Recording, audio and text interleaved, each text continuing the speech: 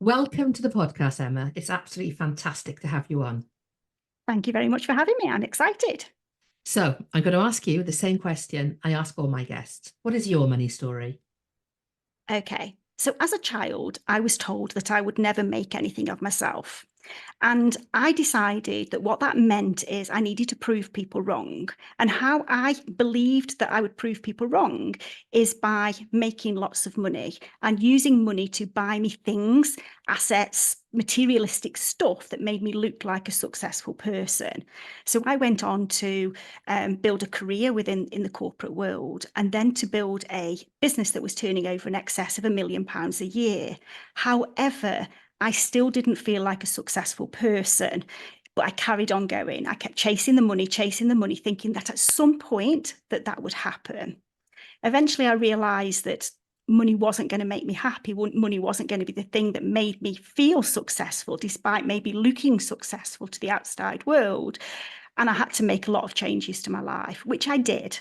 And now I look at that, I realize that I'm actually frightened of earning money again in case I get myself into that point of chasing the money and creating a business that turns into a monster. So my money story really has been about believing that money was the thing that made you successful to now actually having a bit of a fear of money in case it makes me feel so unsuccessful again. Does that make sense? Yeah, it makes absolute sense. And I think it goes to demonstrate that success means different things to different people, and really connecting with what success means to you rather than chasing somebody else's success can be the real turning point in doing the things that you need to do to create the success that you are looking for.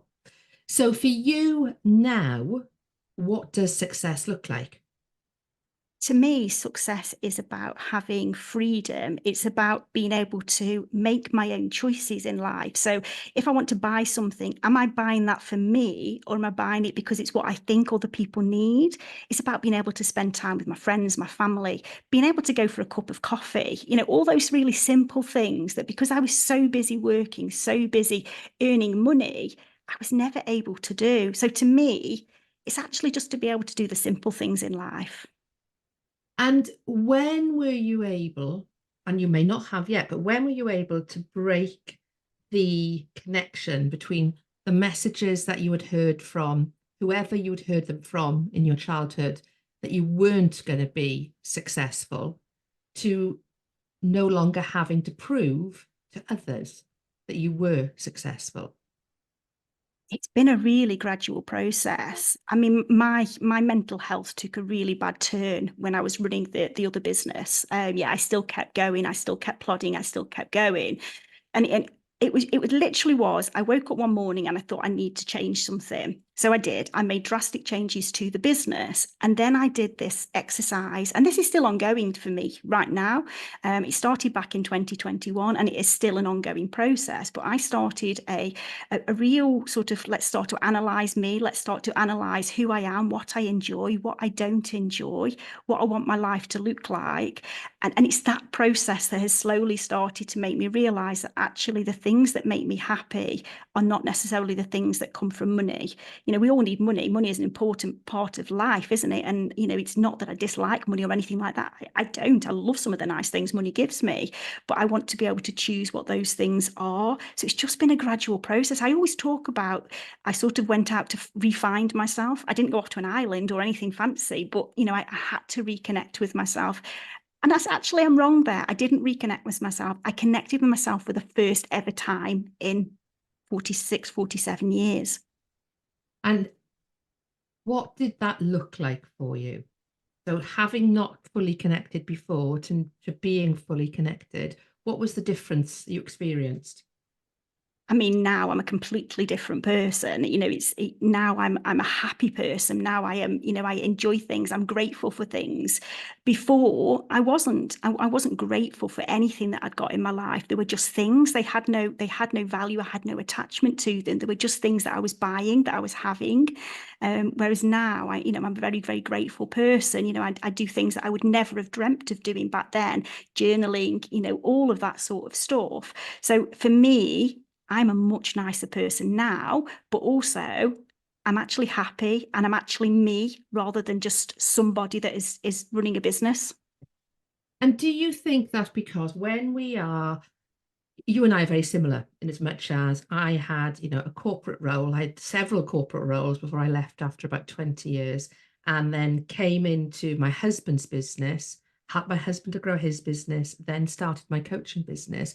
But actually, everything was new for me at that stage. So what I had known before, I had to kind of almost forget and actually find other things that I was good at, new skills that I had to learn. And that I have to, on hindsight, that actually knocked my confidence because I went from knowing everything I needed to know to actually feeling like, a little bit of a new girl on the block, but I was older than the children on that particular block or the adults on that particular block. Did you find a similar thing when you moved from your corporate role into running your business? And therefore, that is the part where you need to find you at that stage in your life. I think for me, it was more when I moved. The change from corporate into my own business was sort of smooth. I didn't sort of feel anything particular then. But for me, the bigger, that exact same thing you were just talking about was when I came out of my existing business into my new business, so to speak, because that was probably the first time that I'd actually got some time to even think that there was a problem. Obviously deep down somewhere I knew that something wasn't right, but it was the first time I actually had that thinking space, that breathing space, and that time to actually start to, analyze who I am, what I want to do with my time. And funny enough, I had a conversation only a couple of weeks ago about, okay, I've got some time now. What do I do with that time? Yeah, yeah. And I think it's something that we don't necessarily think about because we play so many different roles as business owner, as wife, as mum, as friend, as sister, etc., etc. And I think lots of us are always filling that time. And I don't know whether it's intentional we fill that time or whether it just happens. But when we have real thinking time, it's amazing the light bulb moments that we actually have. Yeah, absolutely, absolutely. And another thing that I sort of experienced when I came from, running the seven-figure business to, treading water again and starting to actually find my feet in terms of what I wanted to do, I felt very small. I felt like somebody that didn't deserve to be in this space because I'd done a really bad job of growing a business. Yes, it had made a lot of money, and yes, financially that made it look successful, but I never felt successful. So in my head, in my mind, what I had created was unsuccessful. I've now been able to realize that is not the case at all. It wasn't that the business was unsuccessful. That's absolutely not the case at all. But that was a real learning for me. And it did make me feel very small. And I kept myself very small for quite a long time for that exact reason. I didn't feel like I belonged in a different place. Yeah, and I think as well, what you've really clearly highlighted there is when you are going after somebody else's perception of success, so that being a seven-figure business and expecting that to fill your cup, that is when it's not going to fill your cup. If your definition of success, the reality of when you feel successful. But I suppose the question it begs there is why did you not feel successful when you were earning the seven figures? I think it's because I was working so hard. I was unhappy. I wasn't able to do the things that I wanted to do. And that even goes down to, my children were a lot younger then. So it even comes down to, the children. It was almost like the children had to book appointments in my diary to see me. And all the simple things, my sister or somebody would say, do you want a quick coffee? And I'd be like, I can't, I just physically can't fit that in because I've got this business to run, and the business became my life. I go on holiday, the laptop came with me, and it just became my life. So I begrudged it. I absolutely begrudged every minute of every day that I put into that business but I just kept doing it because I'd got this real fear that if I stopped, suddenly I would look like I was not successful. I would look like I'd failed. And that to me was something that I just wasn't ready to handle. I wasn't ready to take that on. So what was the catalyst that made you stop that business and start your new business? Do you know, I love that question because the honest answer is I don't know. I mean, the thing that should have triggered it was the real mental breakdown that I had back in like 2000, no, 2014-ish, 2016, something like that. Time just ran away with me.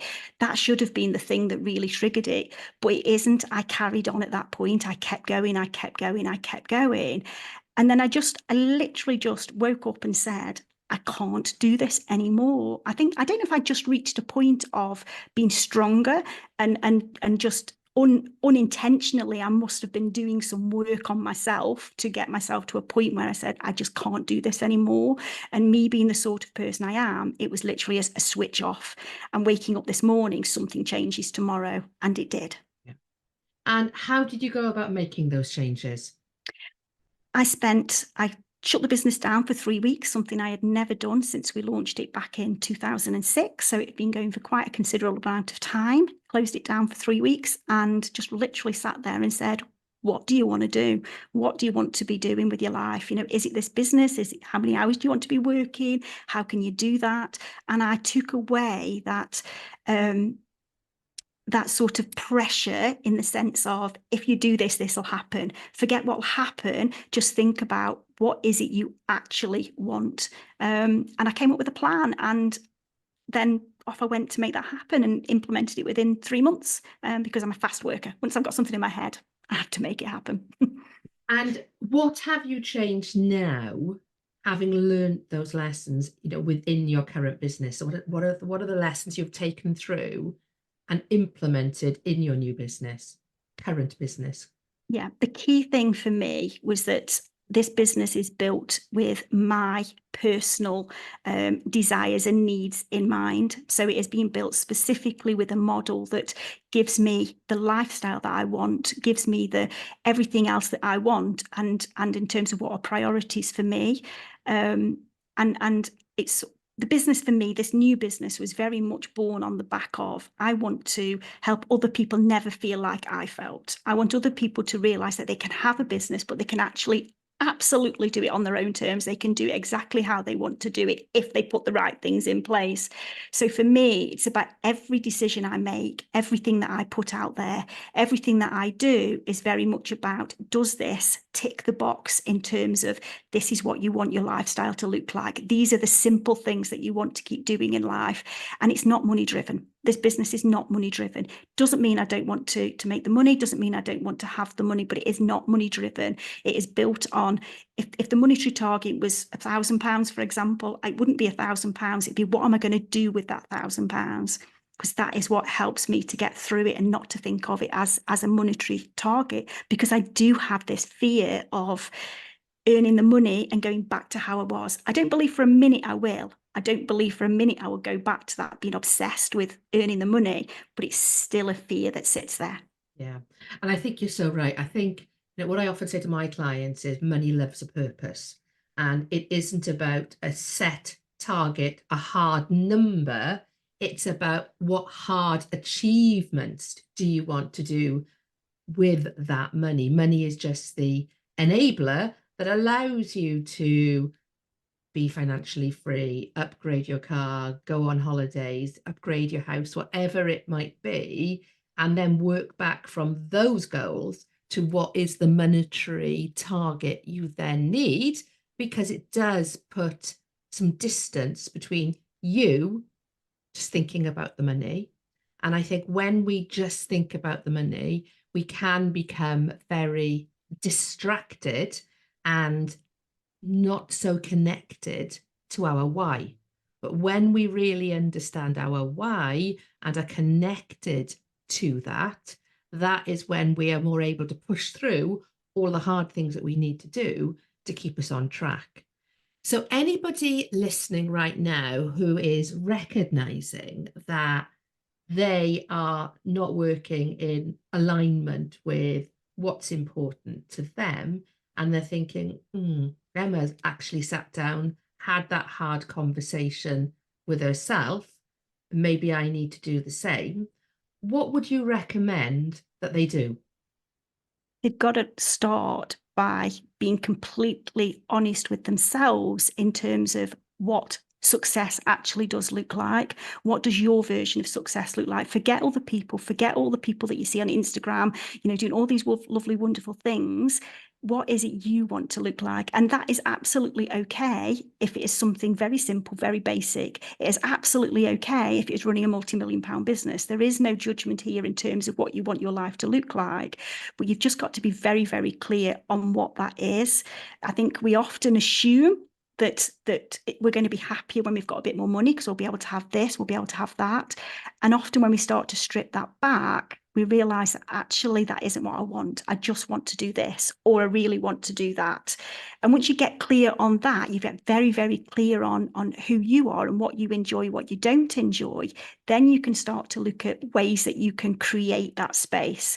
I'm a massive, massive believer in when you do something you love, you will do it consistently. And when you do things consistently, that is what is ultimately going to make you the money. And that is then going to give you the things that you say that you want to have in your life. So just get to know yourself, get really uncomfortable with asking yourself questions that you might not like answering. And it is emotional. I'm going to be completely honest.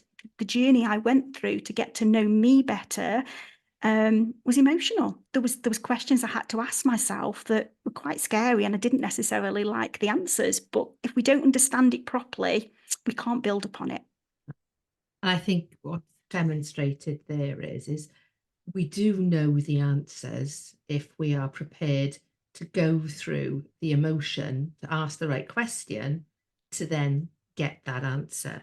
And I think for lots of people, it is about almost avoiding being in a situation where you have to be really, really honest with yourself. You mentioned social media there, and that triggered a question for me. Do you think that social media and the window on the world that we get into other people's lives as a result is in part responsible for that disconnect that some people can experience between what success looks like for them and going after somebody else's version of success that doesn't really resonate with them and therefore can cause burnout, imposter syndrome, etc.? Yeah, very much so. Very much so. I mean, mine wasn't really driven on social media because it was prior to the social Yeah. media era, but it was still what I could see around me. It was still looking at other things that I could see and hear around me, but very much that, unfortunately, not everybody is completely transparent in terms of the stuff they put out on social media. And I do understand to a certain degree why people don't want to always, put the things on there that are the truths, Yeah. for fear of looking like they're not the person they want to be seen to be. But I think that is part of the problem. We've created a culture of, being Instagram ready. I've never been Instagram ready in my life. Yeah. It's you get what you see sort of thing, but that isn't the case, is it, with a lot of the stuff out there? You see things and you think, that's what I want to look like. That's the body I want. That's the clothes I want to wear. That's the makeup I need. That's the pair of shoes I need. And it is a lot of pressure. It is a lot of pressure on us. We have to wear a goggles, don't we? We have to wear the filter goggles that put things in front of us that we want to see. And again, just keep coming back to is that really what I want to have? Yeah, that's so true as well. And I also think that, I grew up in the non-social media world. Can't remember I was one of the first people in my company to have a mobile phone. I happened to work for BT at the time, but the mobile phone was in my car, not literally a mobile phone. I never Yeah. had the brick. I was one of the first people to have a laptop and access to the internet, but I'm very, very glad I was not one of the first people to have access to social media. I dragged my feet, along before I signed up to Facebook, Instagram, etc. And I can see from how my children are, the pressure that social media puts on them. And to be able to navigate that successfully does take, a really, really confident person to not allow them to feel, oh, it's okay for them, or oh, I'm never going to have that. So I think I feel quite relieved that I came into social media a lot later and at a point where I was starting to give less of a damn with regards to what other people thought, and therefore didn't feel the pressure quite so much. And I say quite so much because I think you'd have to be a fairly hard person to just let certain comments, etc., completely wash over your head. But on the whole, I don't let somebody else's opinion, particularly somebody I don't know, somebody who's trying to be confrontational or whatever it might be, I don't let them really do get inside my head and for me to worry about it. Yeah, and that's key, isn't it? Yeah, It's not allowing the stuff you're seeing to actually change what you actually want and who you want to be and all of that stuff. But it isn't easy. It no. absolutely isn't easy at all. And what are you excited about when you're thinking about your business now? What lights you up and gets you excited about it?